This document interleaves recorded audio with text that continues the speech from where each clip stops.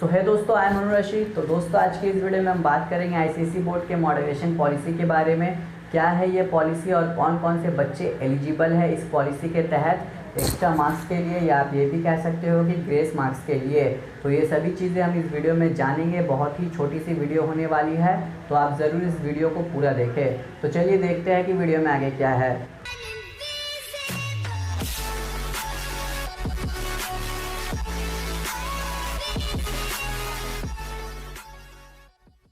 तो इस पॉलिसी का पहला पार्ट ये है कि अगर कोई स्टूडेंट 1 या 2 मार्क्स से अपने सब्जेक्ट में फ़ेल होता है तो बोर्ड उसे वो 1 या 2 मार्क्स एज ग्रेस मार्क्स दे देगा। लेकिन दोस्तों इसके पीछे भी क्राइटेरिया है, आपको पता है? अगर नहीं पता तो मैं आपको बता देता हूँ। तो मान लीजिए आपका 100 मार्क्स का क्वेश्चन पेपर था और उसमें से पासिंग मार्क्स है 33, लेकिन दोस्तों आपने यहाँ पर सिर्फ और सिर्फ 30 मार्क्स का क्वेश्चन अटेम्प्ट किया। और सरप्राइजिंगली ऐसा होता तो नहीं है, लेकिन आप मान लीजिए आपने जो 30 मार्क्स के पेपर को अटेम्प्ट किया था वहाँ पर आपका 30 में 30 आ गया। तो यहाँ पर आप फेल हो गए। अगर आप यहाँ पर सोचोगे कि बोर्ड के तरफ से आपको एक्स्ट्रा 3 मार्क्स मिलेगा तो आप गलत हो, क्योंकि दोस्तों इसका भी एक क्राइटेरिया है। अगर आपको मॉडरेशन पॉलिसी के तहत ग्रेस मार्क्स चाहिए तो इसका भी एक क्राइटेरिया है, वो ये है कि आपको क्वेश्चन अटेम्प्ट करना ज़रूरी है। मान लीजिए कि अगर आपने यहाँ पर 40 मार्क्स के क्वेश्चन को अटेम्प्ट किया होता और उसमें से आपका आता 30, सो यहाँ पर आपने 10 मार्क्स गलत लिखा है, लेकिन आपने क्वेश्चन को अटेम्प्ट किया है, तो यहाँ पर बोर्ड आपके किसी क्वेश्चन को राइट कर देगा और उसमें मार्क्स दे देगा।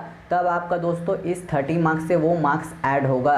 तो अगर आपको ग्रेस मार्क्स चाहिए तो आपको क्वेश्चन पेपर को अटेम्प्ट करना ज़रूरी है। इसलिए मैं अपने सभी वीडियोस में कहता हूं कि आप हमेशा अपने पेपर को पूरा लिखें। इस पॉलिसी का दूसरा पार्ट ये कहता है कि अगर आपका कोई क्वेश्चन रॉन्ग हो या आउट ऑफ सिलेबस हो या डिफ़िकल्ट हो, पहले हम बात करते हैं इन दोनों के बारे में।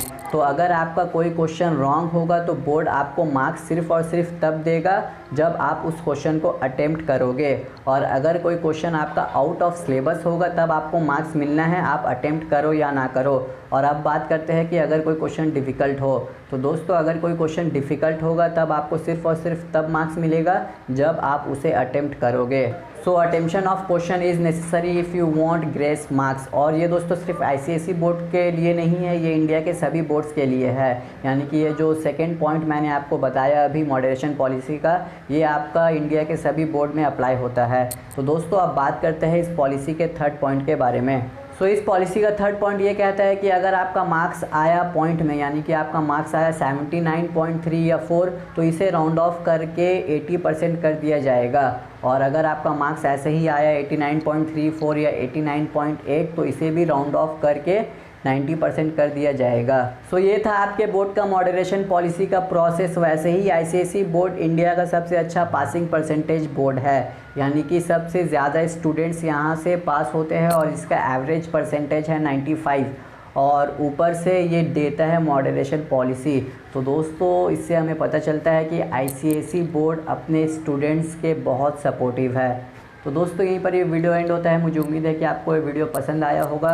तो अब आपसे मुलाकात होगी अगली वीडियो के साथ। Till then be gentle, be kind, be smart, take care.